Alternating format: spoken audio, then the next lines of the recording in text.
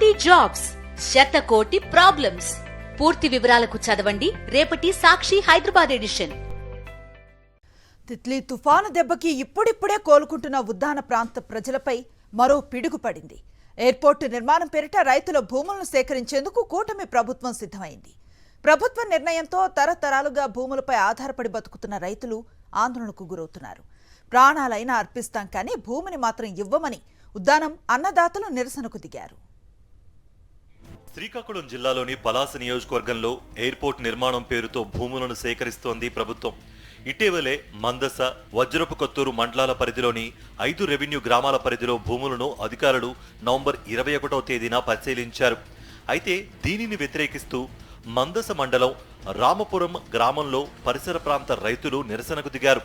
భూములను తమ నుంచి లాక్కుంటే పట్టణానికి పోయి భిక్షమెత్తాలంటూ రైతులు ఆవేదన వ్యక్తం చేశారు.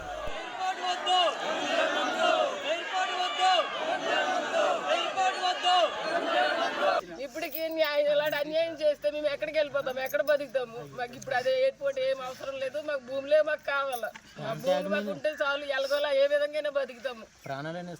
మాకు భూములు లేకపోతే మేము బ్రతకలేము. లేదంటే ఎక్కడికో టౌన్కి వెళ్ళిపోవాలి అడుక్కోనందుకు, మరి ఇంకేటి లేదు ఇక్కడ మాకు.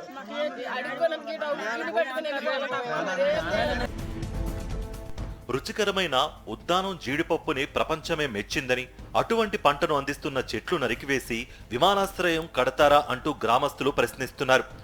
ఉద్దాన ప్రాంతం ప్రజలు అవసరాలు, మనోభావాలు, ప్రజాభిప్రాయ సేకరణ లేకుండా ప్రభుత్వాలు నిర్ణయాలు తీసుకుని బలవంతంగా ఎయిర్పోర్ట్ నిర్మిస్తే ఊరుకోబోమని అన్నారు. కోస్టల్ కారిడార్ ని ఇక్కడ అమలు చేసే దీనిలో భాగంగానే ఇదంతా జరుగుతుంది. ఇక్కడ ప్రజల యొక్క, రైతుల యొక్క మనోభావాలను తెలుసుకోకుండా ఏమైనా సరే ప్రజలకి వ్యతిరేకంగా బలవంత భూసేకరణ చేసినట్లయితే మేము ఖచ్చితంగా ఇక్కడున్న జీడి రైతుల తరపున, ఇక్కడున్న ప్రజల తరపున ఖచ్చితంగా పోరాడతాం. పలాస నియోజకవర్గంలో ఉన్న సముద్ర తీర ప్రాంతమైన మందస, వజ్రపు కొత్తూరు మండలాలకు చెందిన రామపురం, బేతాళపురం, బహాడపల్లి, చీపురుపల్లి, మెట్టూరు, గుణపల్లి పంచాయతీల పరిధిలో ఉన్న 1383 ఎకరాల భూములను కోల్పోతున్న సుమారు 20 గ్రామాలకు చెందిన ప్రజలంతా ఎదురు తిరుగుతున్నారు.